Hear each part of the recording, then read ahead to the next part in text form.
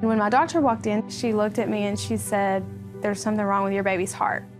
Angie Sullivan was 5 months pregnant with her third daughter when a routine sonogram revealed baby Blair had hypoplastic left heart syndrome, a rare birth defect that causes the left side of the heart to be severely underdeveloped. She called her husband Jordan with the news. My heart sank. I didn't like my wife crying. I didn't like the possibility of what could come from this. I just had hurt in my heart. Fear, disappointment, shock. I was in disbelief. You never want it to be you. You never want it to be your kid. Baby Blair would require several corrective surgeries at birth to survive. Angie and Jordan reached out to family and friends to pray and established a Facebook page called Beats for Baby Blair. Without the community support, I don't know what we would have done, and I don't know if we would have had the strength to get through it without them and without their prayer. They welcomed Blair into the world on September 2nd, 2015, with a mix of hope and fear. I was soaking it all in, seeing all of her fingers and toes, to see what she actually looks like in person. It was very exciting. It was a relief to see her, take a breath and feel her on me for a moment, but it was kind of scary to see her whisk away, so quickly. Blair underwent open heart surgery at 8 days old. It was then that doctors made a devastating discovery. Pulmonary stenosis had disabled the healthy side of her heart, and her only chance of survival was a heart transplant.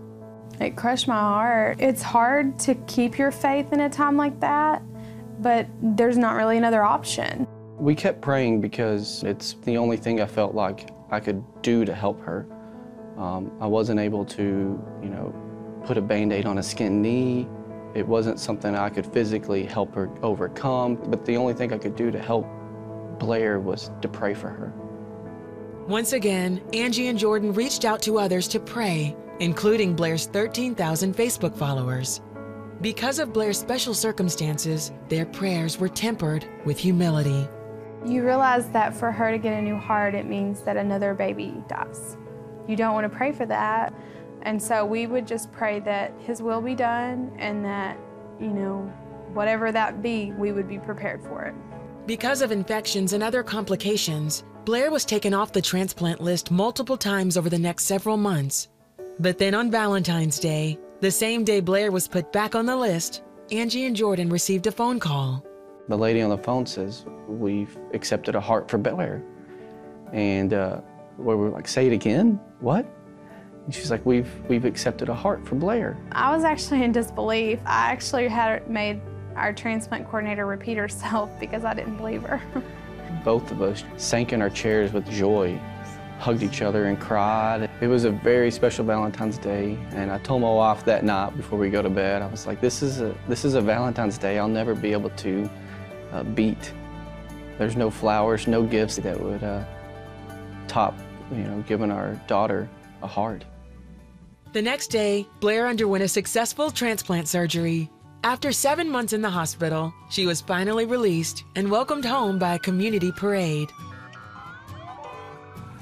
It was amazing. Finally bring her home, and it felt right. It felt like this is where she needs to be. She's so upbeat, such a happy baby, rolling around, setting up, playing with all of her toys. She just always has a smile. She's just a happy, happy baby. Blair has some catching up to do, but is expected to be on track developmentally by age 4. And now, each Valentine's Day, her parents are reminded of the love of God and the prayers of the faithful as they celebrate the day their little girl was given a brand new heart. Angie and I both believe if it weren't for the prayers of us, our family, and our community, and all the people that followed us all over the world, that we wouldn't have Blair home today. This is her purpose, is to share her story and to give other people hope and to give other people strength and to give other people faith. You definitely never give up faith, and you pray. When there's nothing else to do, you pray.